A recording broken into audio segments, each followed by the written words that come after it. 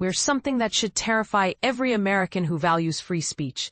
A late-night comedy host just got silenced across dozens of television stations in a single afternoon, and it might be the beginning of something much darker.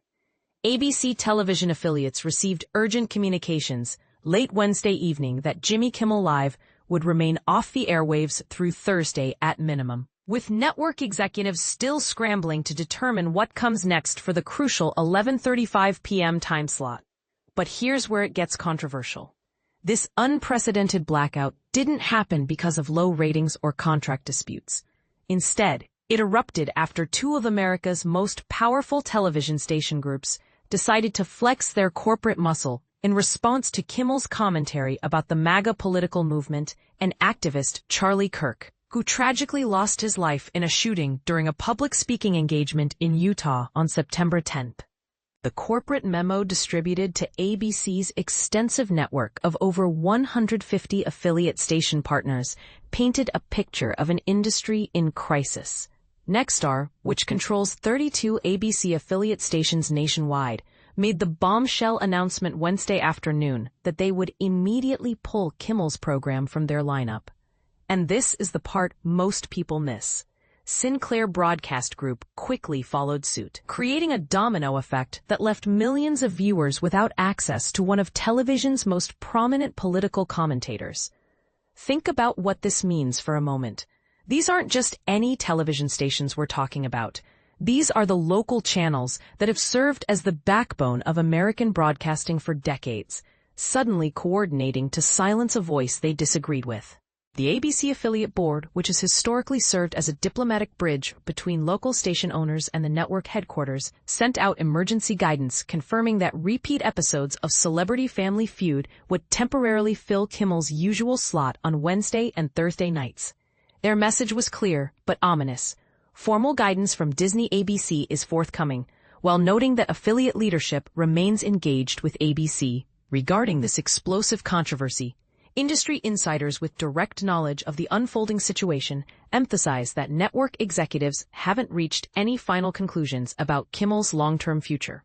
Behind closed doors Wednesday evening, as news of the boycott spread like wildfire across social media, Disney ABC leadership engaged in intense discussions with Kimmel and his legal representation team, trying to navigate the unprecedented crisis. What makes this situation absolutely extraordinary is how it represents a complete reversal of traditional power dynamics in television broadcasting. For decades, local affiliate stations operated essentially as junior partners to the major networks. ABC, CBS, NBC, and Fox historically paid these local stations to carry their programming, treating them as essential distribution partners across America's diverse markets. But here's what changed everything. Starting in the late 1990s, the entire economic foundation of television broadcasting shifted dramatically.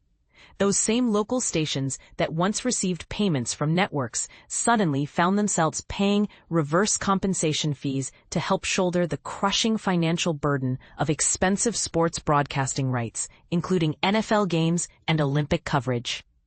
Today's media landscape offers the Big Four networks multiple distribution alternatives through cable television and streaming platforms, theoretically reducing their dependence on local affiliates. However, the local national broadcasting partnership structure still provides unique advantages, even in our hyper-connected, social media-driven, 24/7 news environment. Nexstar and Sinclair clearly recognize the Kimmel controversy as a golden opportunity to demonstrate their influence and leverage. The conflict began gaining momentum on social media platforms Tuesday, following remarks Kimmel made during his Monday night opening monologue, and these media giants saw their chance to make a statement.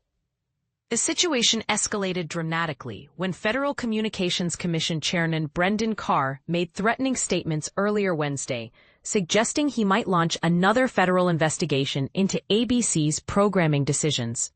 Carr, along with other critics, characterized Kimmel's comments about Kirk's tragic death as deeply offensive and potentially actionable. And this is where the story gets really troubling.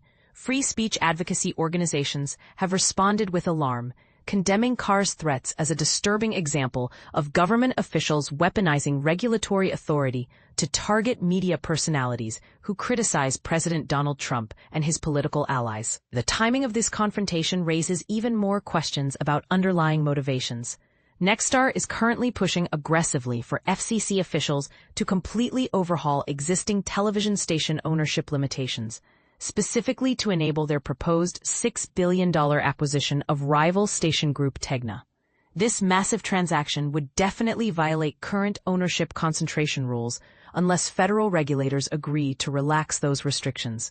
For years, broadcasting companies have lobbied intensively for looser FCC ownership caps affecting local television and radio stations, arguing that these decades-old regulations have become completely outdated in an era dominated by digital platforms like Facebook, Amazon, and Google. The lightning speed with which Kimmel's show was compromised sent shockwaves throughout Hollywood and stunned veteran broadcasting professionals who never expected to witness such coordinated censorship.